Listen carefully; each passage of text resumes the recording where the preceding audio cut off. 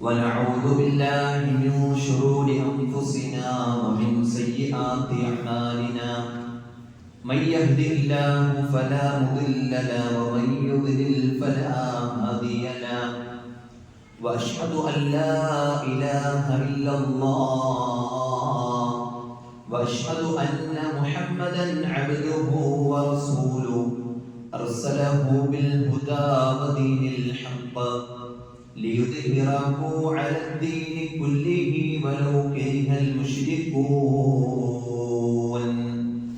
اللهم صل على محمد وعلى آل محمد كما صليت على إبراهيم وعلى آل إبراهيم إنك حميد مجيد اللهم بارك على محمد وعلى آل محمد كما باركت على إبراهيم وعلى آل إبراهيم إنك حميد مجيد أما بعد فإن خير الحديث كتاب الله وخير الهدي هدي محمد صلى الله عليه وسلم وشر الأمور محدثاتها وكل محدثة بدعة وكل بدعة ضلالة وكل ضلالة في النار أعوذ بالله من الشيطان الرجيم بسم الله الرحمن الرحيم يا أيها الذين آمنوا اتقوا الله حق تقاته ولا تموتن إلا وأنتم مسلمون يا أيها الناس اتقوا ربكم الذي خلقكم من نفس واحدة وخلق منها زوجها وبث منهما رجالا كثيرا ونساء واتقوا الله الذي تساءلون به والأرحام إن الله كان عليكم رقيبا أعوذ بالله من الشيطان الرجيم ومن يطع الله والرسول فأولئك مع الذين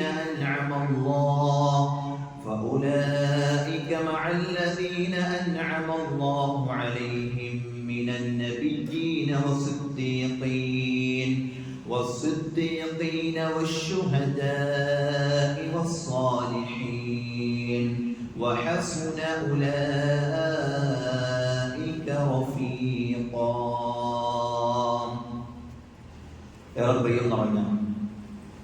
സത്യവിശ്വാസികളെ വിശ്വാസിനികളെ സഹോദരങ്ങളെ സഹോദരിമാരെ പടച്ച റബ്ബിന്റെ ആജ്ഞാനിർദ്ദേശങ്ങൾ ജീവിതത്തിന്റെ എല്ലാ മേഖലയിലും പാലിച്ച് ഭയപ്പെട്ട് മുത്തഖീങ്ങളായി മുഖ്ലിസീങ്ങളായി ജീവിക്കണമെന്ന് ഓർമ്മ കൊടുക്കുകയാണ്, ഉപദേശിക്കുകയാണ്. അല്ലാഹു സുബ്ഹാനഹു വ തആല അത്തരത്തിലുള്ള മുത്തഖീങ്ങളിൽ മുഖ്ലിസീങ്ങളിൽ മുവഹിദീങ്ങളിൽ നമ്മെ എല്ലാവരെയും ഉൾപ്പെടുത്തി അനുഗ്രഹിക്കുമാറാകട്ടെ. കഴിഞ്ഞ ആഴ്ചയിൽ പ്രവാചകൻ സല്ലല്ലാഹു അലൈഹി വസല്ലമയെ സ്നേഹിക്കൽ നിർബന്ധമാണ്, വാജിബാണ്.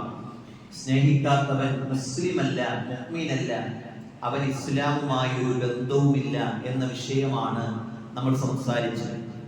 അതിന്റെ തുടർച്ചയെന്നോണം ആ പ്രവാചകനെ എങ്ങനെയാണ് സ്നേഹിക്കേണ്ടത്, ആ പ്രവാചകനെ എങ്ങനെ സ്നേഹിക്കാൻ പാടില്ല എന്നിത്യാദി കാര്യങ്ങൾ വളരെ വ്യക്തമായും ശ്രദ്ധിച്ചു നമ്മൾ പഠിക്കേണ്ടതും പകർത്തേണ്ടതുമായിട്ടുള്ള ഒരു വിഷയമാണ്. പ്രവാചകൻ സല്ലല്ലാഹു അലൈഹി വസല്ലമയുടെ അടുക്കലേക്ക് മഹാനായ സ്വഹാബിയാണ് സൗബാൻ റളിയല്ലാഹു അൻഹു അവിടുന്ന് കടന്നു വന്നു. പ്രവാചകന്റെ മൗലയാണ്, പ്രവാചകന്റെ അവിടത്തേക്ക് സേവനം ചെയ്തു കൊടുക്കുന്ന, പ്രവാചകന്റെ അടുത്ത് എപ്പോഴും ചെലവഴിക്കുന്ന ഒരു സഹാബിയാണ് സൗബാൻ റളിയല്ലാഹു അൻഹു. അവിടെ നിന്ന് വന്നുകൊണ്ടൊരിക്കൽ പ്രവാചകനോട് പറഞ്ഞു, പ്രവാചകരെ, എനിക്ക് അങ്ങേയറ്റം ഇഷ്ടമാണ്.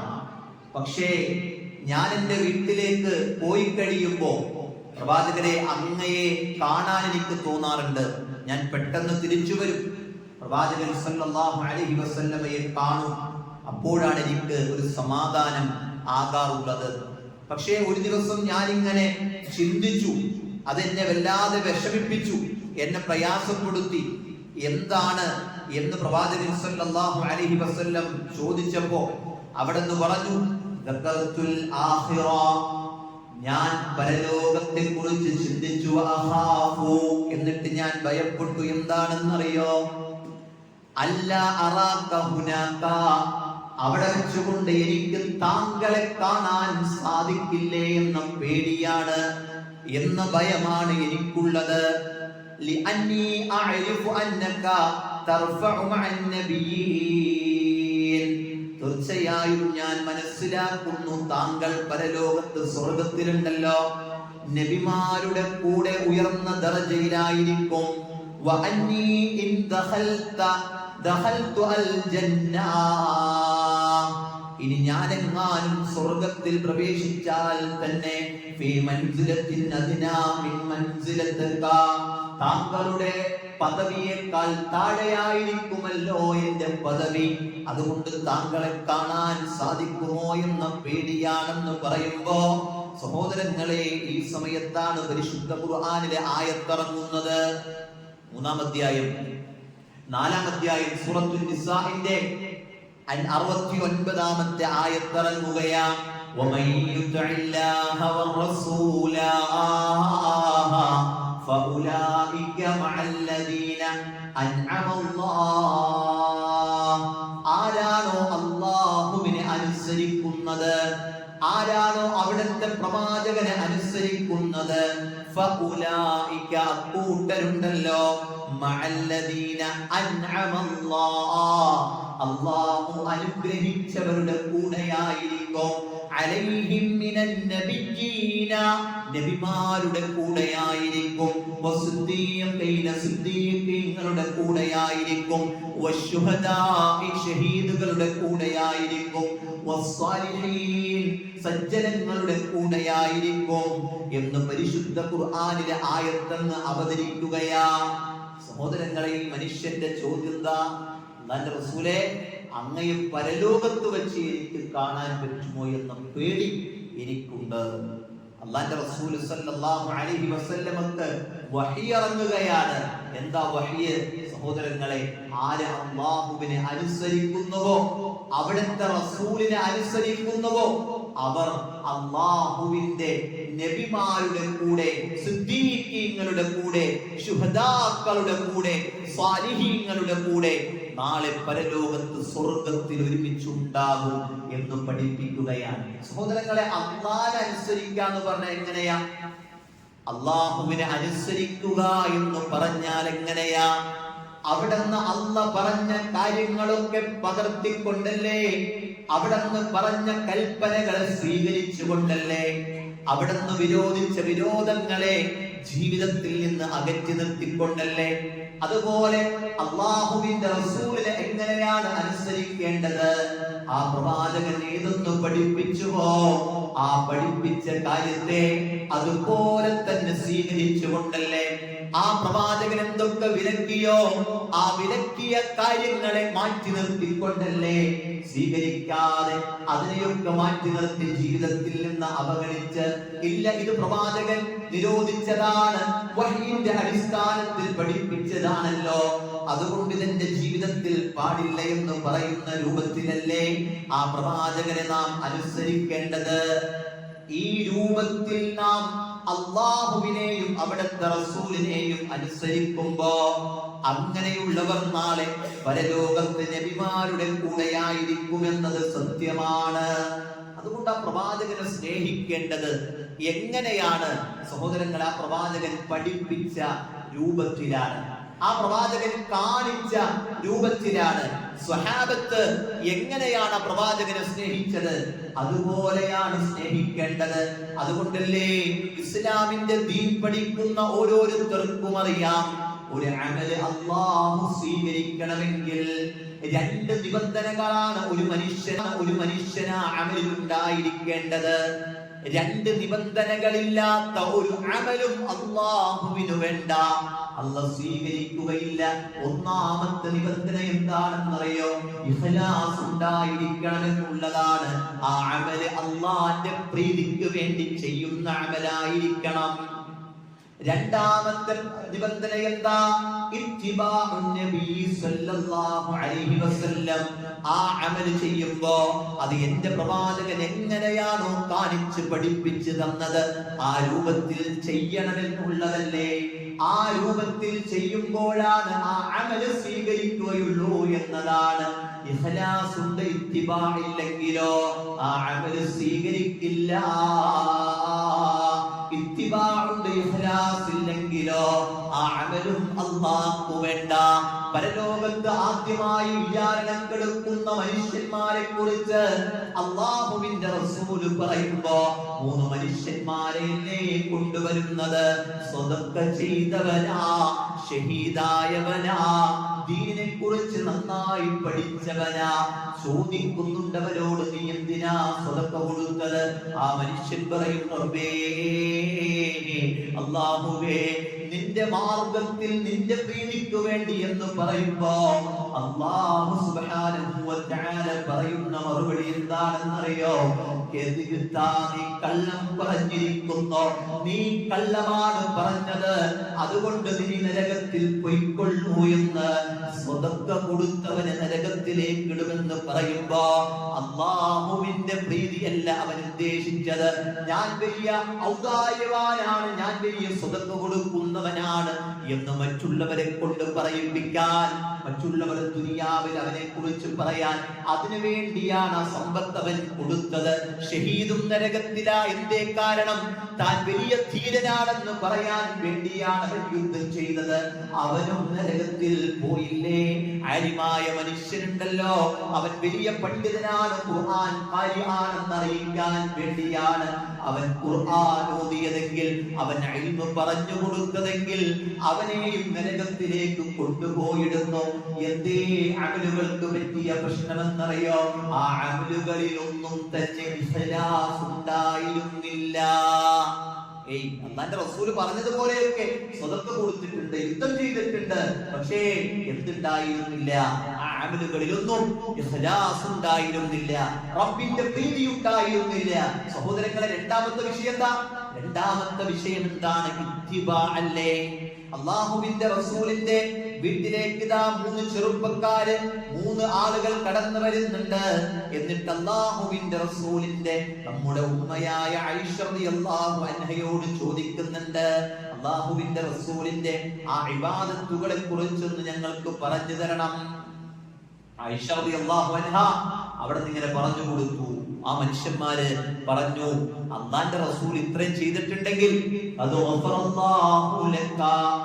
അദ്ദേഹത്തിന് അല്ലാഹു പുറത്തു കൊടുത്തിട്ടുണ്ടല്ലോ, കഴിഞ്ഞതും വരാനിരിക്കുന്നതുമായ പാപങ്ങൾ പുറത്തു കൊടുത്തിട്ടുണ്ടല്ലോ, അതുകൊണ്ട് നമ്മൾ ഇത്രയും ചെയ്താൽ പോരാ എന്നവരങ്ങ് തീരുമാനിക്കുമ്പോ അതിലൊരു യുവാവ് പറയുന്നു, ഞാനിനി രാത്രി ഉറങ്ങില്ല, രാത്രി മുഴുവൻ നിസ്കാരമാ.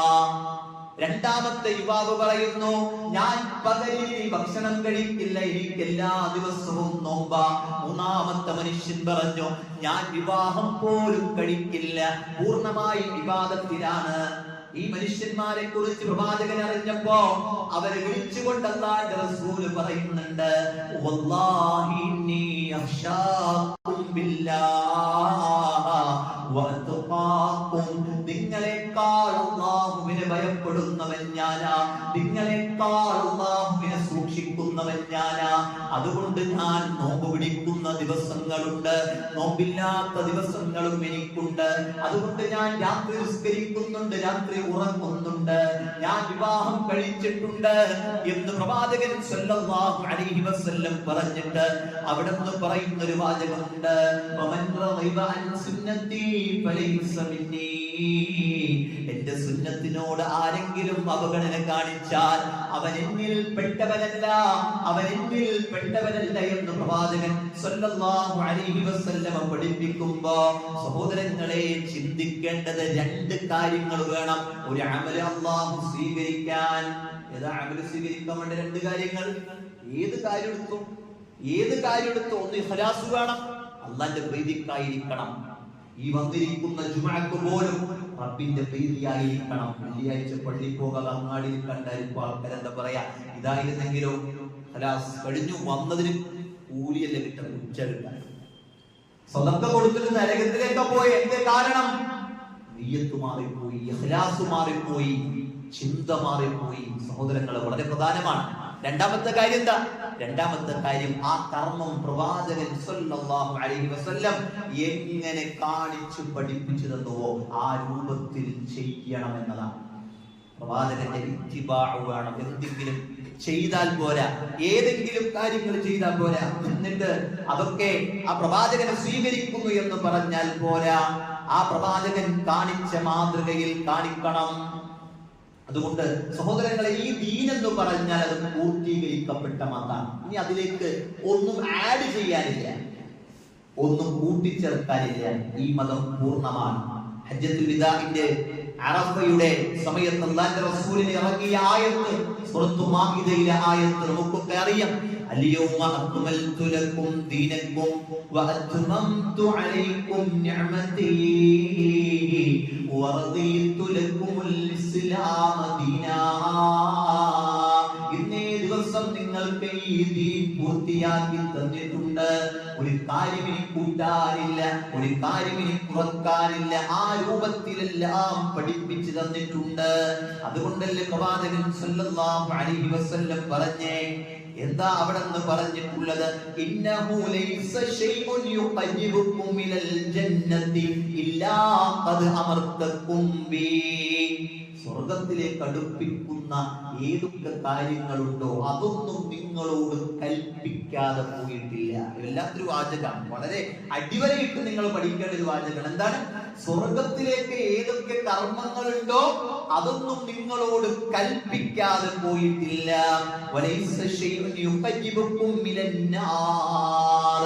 ഏതൊക്കെ നരകത്തിലേക്ക് അടുപ്പിക്കുന്ന കാര്യങ്ങളുണ്ടോ അതിനെക്കുറിച്ച് നിങ്ങളോട് വിരോധിക്കാതെ പോയിട്ടില്ല. അതുകൊണ്ട് നിങ്ങൾ കൃത്യമായി ദീനിനെ കൃത്യമായി മുറുകെ പിടിച്ചോ.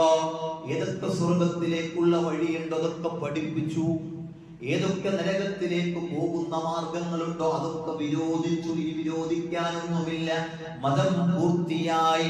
ഇനി നല്ലതല്ലേ എന്ന ഓമന പേരിട്ട് ഒന്നും ദീനിലേക്ക് കൊണ്ടുവരേണ്ടതില്ല.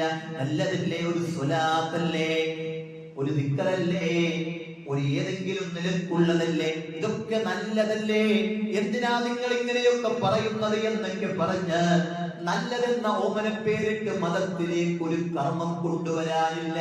പ്രവാചകൻ സല്ലല്ലാഹു അലൈഹി വസല്ലമ പഠിപ്പിക്കാത്തതായി ഒന്നുമില്ല.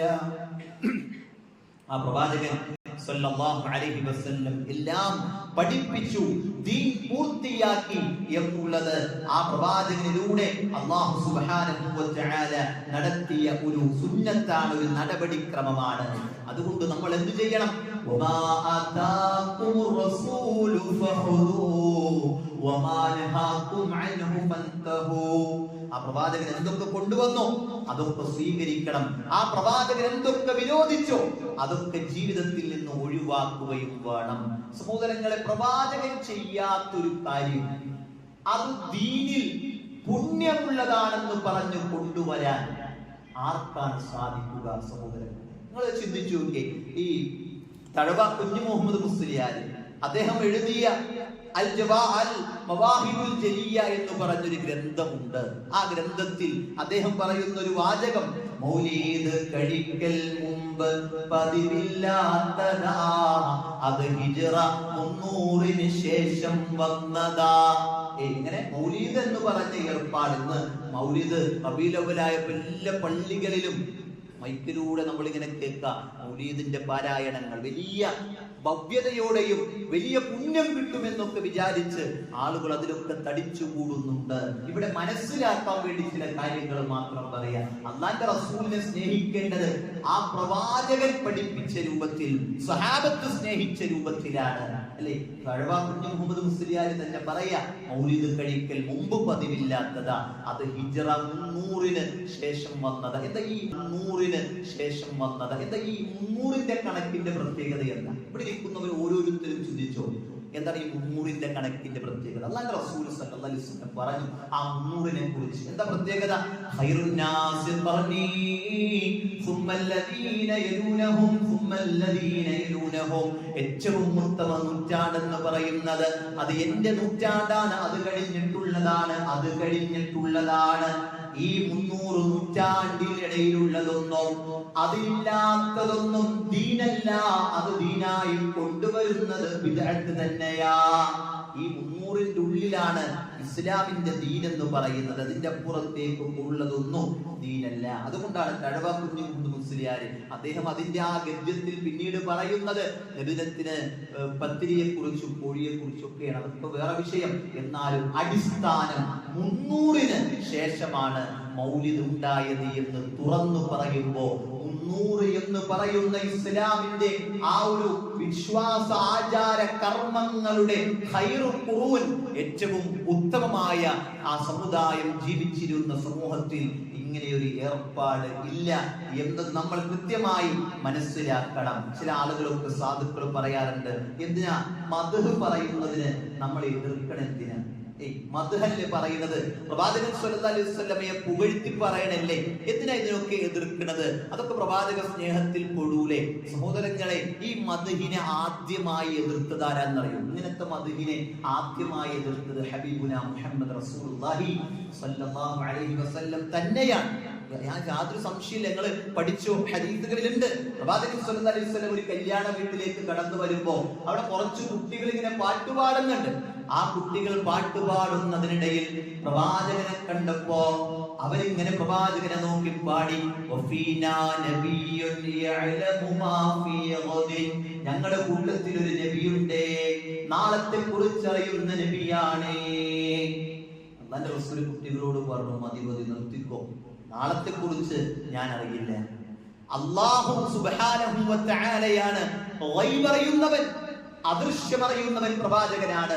അതുകൊണ്ട് മക്കളെ, നിങ്ങൾ നേരത്തെ എന്താണോ പാടിയത് അത് പാട്, വേണ്ടാതെ എന്നെ കുറിച്ച് ഇല്ലാത്തത് പാടണ്ടോ. അല്ലാഹുവിന്റെ റസൂല് സല്ലല്ലാഹു അലൈഹി വസല്ലമ അവിടെന്ന് പഠിപ്പിക്കുക. നിങ്ങൾ ആലോചിച്ച് നോക്കിയേ, മൗലിദിന്റെ കിതാബിൽ മദ്ഹ് എന്ന് പറഞ്ഞ് പാടുന്ന വരികൾ എന്തൊക്കെയാ? വളരെ അപകടം പിടിച്ച വരികളാ. ഇൻഷാ അല്ലാഹ് നിങ്ങൾ പോകുമ്പോ ഈ നോട്ടീസ് അവിടെ പുറത്തുണ്ട്. നിങ്ങൾ ഒരു നോട്ടീസ് ഓരോരുത്തർ വെച്ച് കൊണ്ടുപോകണം. ഞാൻ വെറുതെ പറഞ്ഞില്ല, പഠിക്കണം. എന്തെങ്കിലും നിലക്കല്ല, ഒരു ആവേശ കമ്മിറ്റി ആയിട്ട് പോകരുത്. പിന്നെയോ ഒന്ന് പഠിക്കുക, പറയണത് ശരിയാണ്. ഇതില് കുറച്ച് മൗലിദ് കിതാബിലെ വരികൾ കൊടുത്തിട്ടുണ്ട്.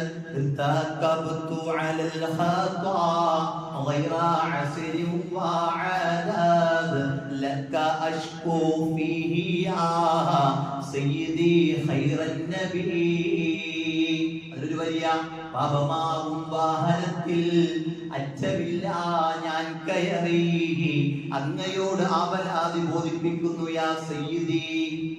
നബി സല്ലല്ലാഹു അലൈഹി വസല്ലമയോട് ആവലാതി ബോധിപ്പിക്കണം. നമ്മൾ ആരോടാ ആവലാതി ബോധിപ്പിക്കണ്ടേ? നമ്മുടെ പാപങ്ങൾ ഏറ്റുപറയേണ്ടവൻ ആരോടാ നമ്മൾ ഏറ്റുപറയണ്ടേ? നമ്മുടെ വിഷമങ്ങൾ പറയേണ്ടത് ആരോടാ?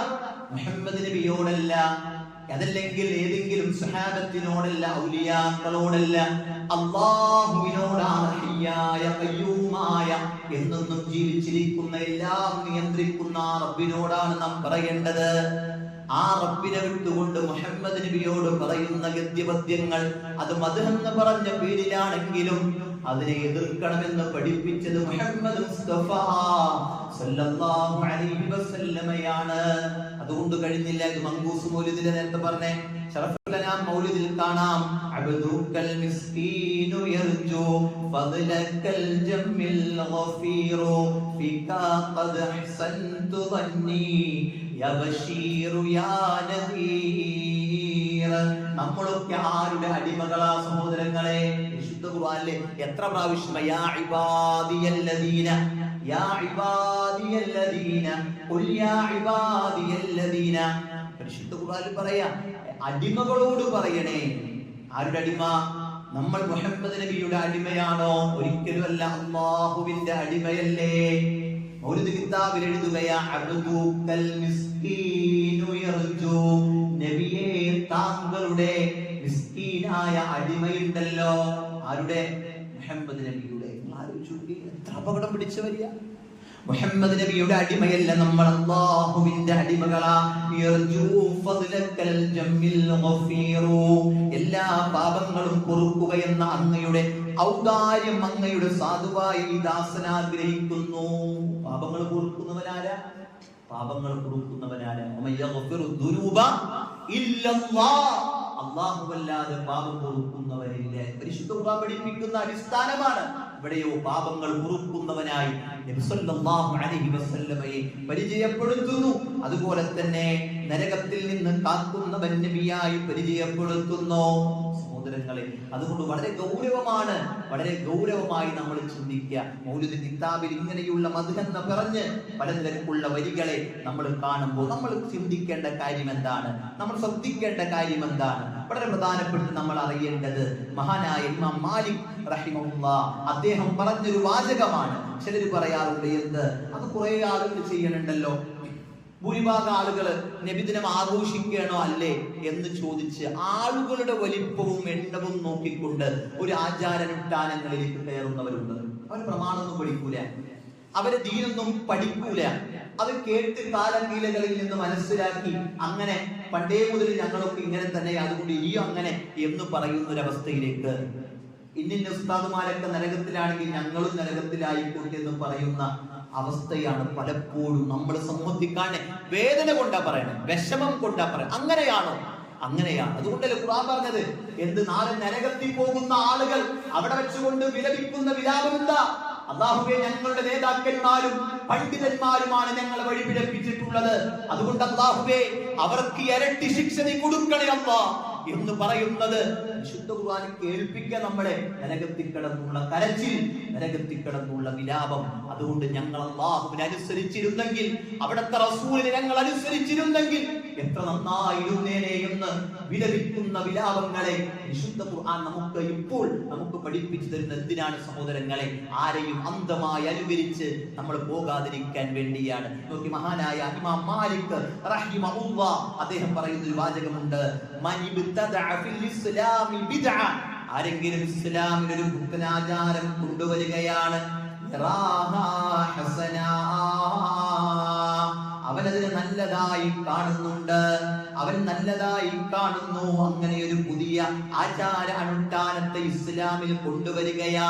ഇത് പുതിയ ആചാരം എന്ന് പറയാൻ കാരണം പലപ്പോഴും നമ്മൾ ചോദിക്കാറുണ്ട്, അല്ല പ്രവാചകൻ സല്ലല്ലാഹു അലൈഹി വസല്ലം എത്രാമത്തെ വയസ്സിൽ വഫാത്തായി? 63ാമത്തെ വയസ്സിൽ. പോട്ടെ, അവിടുന്ന് നബിയായത് എത്രാമത്തെ വയസ്സിൽ? 40ാമത്തെ വയസ്സിൽ. അവിടുന്ന് നബിയായി 23 വർഷം പ്രവാചകനായി ജീവിച്ചു. ഏതെങ്കിലും ഒരു റബീഉൽ അവ്വലിൽ അല്ലാഹുവിന്റെ റസൂല് അവിടുന്ന് റബീഉൽ അവ്വൽ 12-ന് നബിദിനം എന്ന പേരിൽ ഒരു ആഘോഷം കൊണ്ടാടിയിട്ടുണ്ടോ? ഒരു കാലൊക്കെ കൊടുത്തൊരു സ്വഹാബ, ഇന്ന് ഞാൻ ജനിച്ച ദിവസമാണ് കേട്ടോ എന്ന് അല്ലാഹുവിന്റെ റസൂല് പറഞ്ഞിട്ടുണ്ടോ? നിങ്ങൾ പറ്റുമെങ്കിൽ ഇവിടെ ഇരിക്കുന്ന ആർക്കെങ്കിലും ഇതിൽ സംശയം ഉണ്ടെങ്കിൽ ചോദിച്ചു നോക്കാം. എന്ത് പ്രവാചകൻ സല്ലല്ലാഹു അലൈഹി വസല്ലമ ആഘോഷിച്ചിട്ടുണ്ടോ? ഒരു കാരക്ക കൊടുത്തിട്ടുണ്ടോ? റബീഉൽ അവ്വൽ 12-ന് ഒരു പ്രത്യേകത പഠിപ്പിച്ചിട്ടുണ്ടോ? അല്ലാഹുവിന്റെ റസൂൽ പഠിപ്പിച്ചിട്ടില്ല. അത് കഴിഞ്ഞിതാ അല്ലാഹുവിന്റെ റസൂലിനെ അത്രമേൽ സ്നേഹിച്ച അബൂബക്കർ സിദ്ദീഖ് റളിയല്ലാഹു അൻഹു. അബൂബക്കർ സിദ്ദീഖ് റളിയല്ലാഹുവിന്റെ സ്നേഹം ഉണ്ടല്ലോ, ചരിത്രങ്ങളിൽ നമുക്ക് ഇങ്ങനെ കാണാം. എന്താണ്? പ്രവാചകൻ സല്ലല്ലാഹു അലൈഹി വസല്ലം ദുഹാ സമയത്ത് അബൂബക്കർ സിദ്ദീഖ് റളിയല്ലാഹുവിന്റെ വീട്ടിലേക്ക് വരുന്നുണ്ട്. വന്നിട്ട് അബൂബക്കർ സിദ്ദീഖ് റളിയല്ലാഹുവിനോട് പറയാ, അബൂബക്കർ, എനിക്ക് ഹിജ്റ പോകാൻ അനുവാദം കിട്ടിയിട്ടുണ്ട്. അബൂബക്കർ സിദ്ദീഖ് റളിയല്ലാഹുവിന്റെ ചോദ്യം എന്താണെന്നറിയോ? അല്ല റസൂലേ, കൂടെ? കൂടെ ആരാ? ഞാനല്ലേ? അബൂബക്കർ സിദ്ദീഖ് റളിയല്ലാഹു അൻഹു റസൂൽ പറയാ, നഅം അബൂബക്കർ, താങ്കൾ തന്നെയാ. അബൂബക്കർ സിദ്ദീഖ് റളിയല്ലാഹു അൻഹു കരയുകയാ. ആയിഷ റളിയല്ലാഹു അൻഹ, നമ്മുടെ ഉമ്മയുണ്ടല്ലോ, അവിടെ നിന്ന് പറയാ, എന്റെ ഉപ്പ കരഞ്ഞപ്പോഴാണ് ഒരാൾ സന്തോഷത്തിന്റെ ആധിക്യം കൊണ്ട് കരഞ്ഞു പോകുമെന്ന് ഞാൻ മനസ്സിലാക്കിയത്. പ്രവാചകന്റെ കൂടെ 500 കിലോമീറ്റർ കുന്നും മരുഭൂമിയൊക്കെ താണ്ടി മക്കയിൽ നിന്ന് മദീനത്തേക്ക് പോകാൻ ഒപ്പം അബൂബക്കറാണട്ടോ എന്ന് പറഞ്ഞപ്പോ കരഞ്ഞിട്ടുണ്ടെങ്കിൽ അവിടെ നിന്ന് പ്രവാചകനെ എത്ര സ്നേഹിച്ചിട്ടുണ്ട്. ഇവിടെ നിന്ന് പ്രവാചകനെ എത്ര സ്നേഹിച്ചിട്ടുണ്ട്. ആ ഹിജ്റയുടെ വഴിയിൽ ഇങ്ങനെ നടക്കുമ്പോ ഇടക്ക് മുമ്പിൽ ഇങ്ങനെ നടക്കും, കുറച്ചേരം പിന്നിൽ നടക്കാം, പിന്നെ വലതുഭാഗത്ത്, പിന്നെ ഇടതുഭാഗത്ത്. അബൂബക്കറെ എന്ത് പറ്റി? അള്ളാന്റെ റസൂലിന്റെ ചോദ്യ. അള്ളാന്റെ റസൂലിനോട് പറയാ, അള്ളാന്റെ റസൂല് മുമ്പിൽ നടക്കുമ്പോ പിന്നിൽ നിന്നാരെങ്കിലും അങ്ങയെ ആക്രമിക്കുമോ എന്ന പേടിയുണ്ട്. എന്റെ ശരീരത്തിന് എന്തു പറ്റിയാലും എനിക്ക് പ്രശ്നമില്ല പ്രവാചകരെ, അങ്ങയുടെ ശരീരത്തിനൊരു പോറൽ പോലും പറ്റാൻ പാടില്ല. ഇങ്ങനെ സ്നേഹിച്ച അബൂബക്കർ സിദ്ദീഖ് റളിയല്ലാഹു അൻഹു അല്ലാഹുവിന്റെ റസൂലിന്റെ വഫാത്ത് കഴിഞ്ഞ് 2.5 വർഷം ഖലീഫയായി ഭരണം നടത്തി. ഒരു റബീഉൽ 2 റബീഉൽ അവൽ എന്തായാലും വന്നിട്ടുണ്ടാവുമല്ലോ. ഒരു റബീഉൽ അവലില് പ്രവാചകന്റെ ജന്മദിനം എന്ന പേരിൽ ഒരു കാരൊക്കെ കൊടുത്തു സഹോദരങ്ങളെ. എന്തേ? അബൂബക്കർ സിദ്ദീഖ് റളിയല്ലാഹു അൻഹു പ്രവാചകനോട് ഇഷ്ടമില്ലേ? അപ്പൊ അങ്ങനെയാണല്ലോ വപ്പ്. എന്ത്? റസൂലിന്റെ ജന്മദിനം ആഘോഷിക്കാത്തവർക്കൊന്നും പ്രവാചകനെ സ്നേഹില്ല, ഇഷ്ടില്ല, അവർക്കൊന്നും പ്രവാചകനെ ഹുബ്ബില്ല.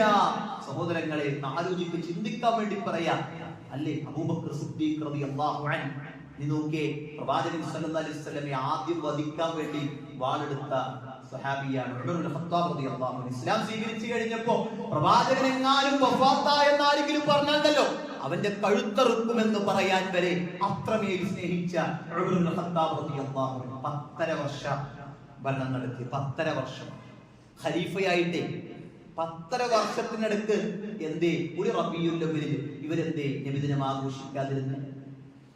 എന്തേ കാരണം? സഹോദരങ്ങളൊന്ന് ചിന്തിക്ക്, എന്തേ കാരണം? 10.5 വർഷം ഭരണം നടത്തിയിട്ട് ഇല്ല ഉമർ ഇബ്നുൽ ഖത്താബ് റളിയല്ലാഹു അൻഹു അവിടത്തെ കാലത്തൊരു നിലക്കും ഈ ഒരു പരിപാടി കൊണ്ടുവന്നിട്ടില്ല. ഒരു റബീഉൽ അവ്വലിനെ അവർ കണ്ടത് അല്ലാഹുവിന്റെ റസൂൽ വഫാത്തായ ദിനമായിട്ട് മാത്രമാണ്. അതിന് പ്രത്യേക ആചാരങ്ങളൊന്നുമില്ല. ഇനിയോ 12 വർഷം ഭരണം നടത്തിയതാണ് ഉസ്മാൻ ഇബ്നു അഫ്ഫാൻ റളിയല്ലാഹു അൻഹു. 12 വർഷം ദുന്നൂറൈൻ പ്രവാചകന്റെ 2 മക്കളെ വിവാഹം ചെയ്ത സ്വഹാബിയാണ്. ഇല്ല, ഈ 12 വർഷത്തിൽ ഒരു റബീഉൽ അവ്വലിലും ഏർപ്പാടുണ്ടായിട്ടില്ല. ഉണ്ടെങ്കിൽ നിങ്ങൾ കൊണ്ടുപോവാ.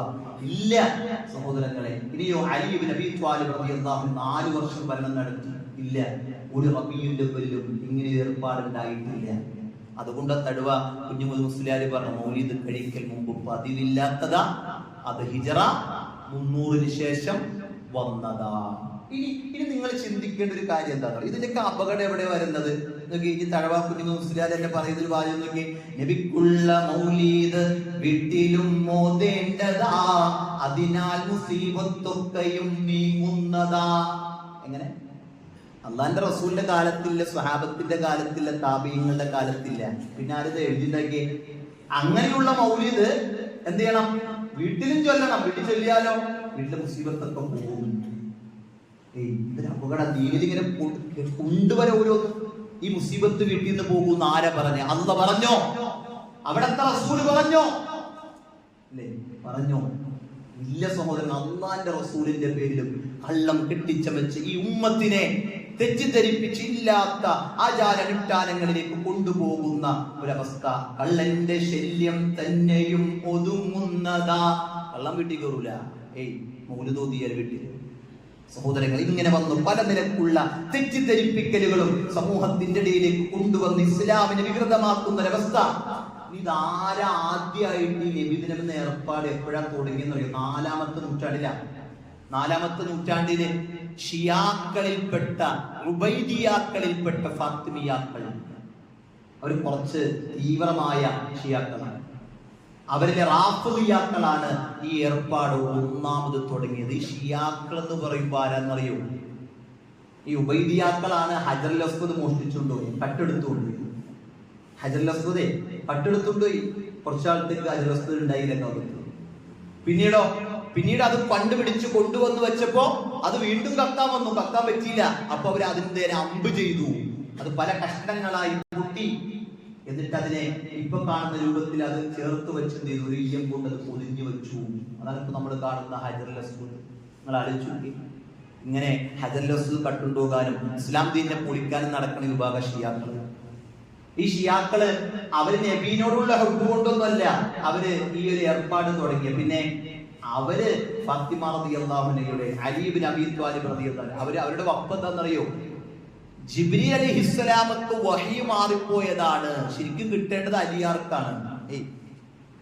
ജിബ്രീൽ അലൈഹിസ്സലാമക്ക് വഹി മാറിപ്പോയി, കൊടുത്തത് ആർക്കായി പോയി?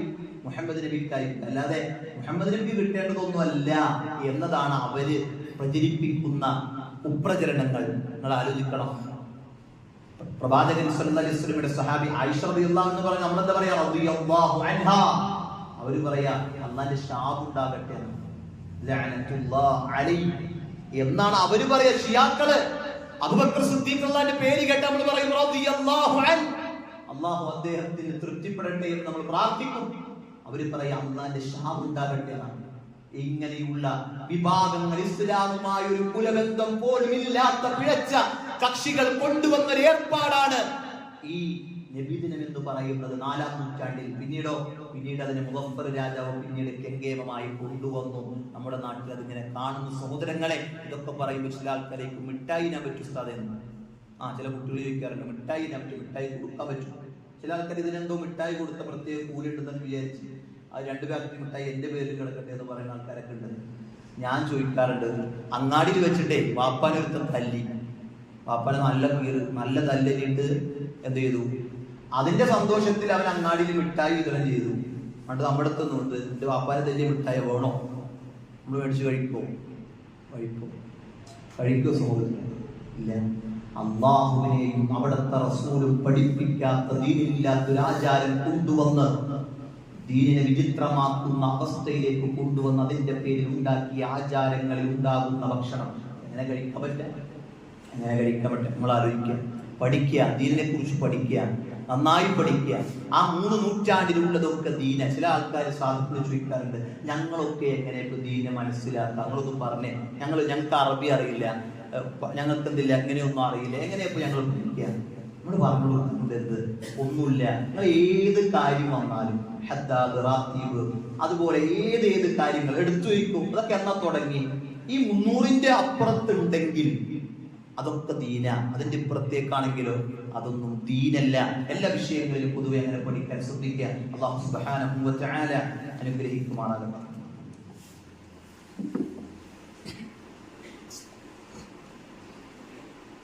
അൽഹംദുലില്ലാഹി റബ്ബിൽ ആലമീൻ, വസ്സലാത്തു വസ്സലാമു അലാ റസൂലിൽ അമീൻ വഅലാ ആലിഹി വസഹ്ബിഹി അജ്മഈൻ. അമ്മാ ബഅദ്.